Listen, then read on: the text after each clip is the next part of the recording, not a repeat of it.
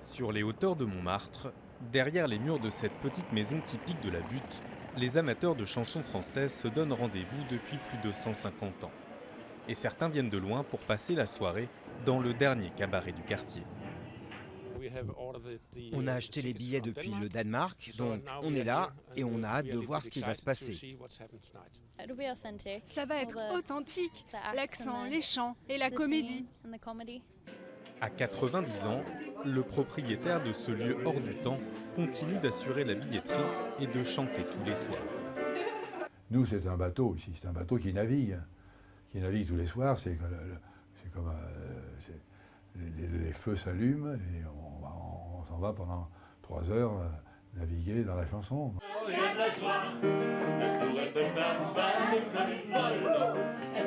Picasso, Georges Brassens, Charles Aznavour, ici de nombreux artistes avaient leurs habitudes. Le cabaret fait aujourd'hui figure de résistance dans un quartier en pleine mutation. Autrefois petit faubourg bon marché aux portes de Paris, Montmartre est devenu un symbole de la capitale française.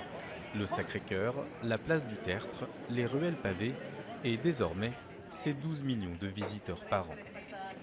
Figure de la Butte, le président de la République de Montmartre œuvre pour préserver l'esprit des lieux. On reste toujours très profondément attaché à Montmartre et à la défense de ses symboles, de ce qu'il est et de cet esprit qui est un esprit frondeur. Un esprit désormais menacé par le tourisme de masse. Les restaurants et les magasins de souvenirs ont tour à tour remplacé les commerces de proximité. Seule cette pharmacie a survécu. Quand nous sommes arrivés il y a 30 ans, on peut le dire, il y avait encore un traiteur, il y avait un boulanger, il y avait un bureau de tabac, il y avait une mercerie, il n'y avait pas beaucoup de choses. Le problème, c'est que les loyers ont flambé. C'est le foncier, comme dans tout Paris, le foncier a explosé.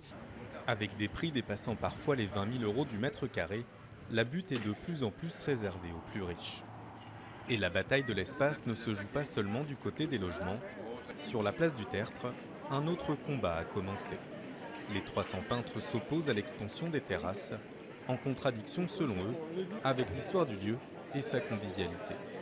L'idéal, ça serait que cette place publique sera partagée de manière équitable en 3 tiers. Un tiers pour les artistes, un tiers pour les touristes et les visiteurs et les services de sécurité, ce qui n'est pas beaucoup, et puis un tiers pour les terrasses, au lieu de 80% terrasses et 20% pour tous les autres. Des négociations sont en cours avec les autorités. Déjà concurrencés par les contrefaçons de peintures faites en Chine, les peintres préviennent. S'ils n'obtiennent pas gain de cause, ils menacent d'aller poser leurs pinceaux ailleurs, une perte supplémentaire pour un quartier qui tente tant bien que mal de préserver son âme.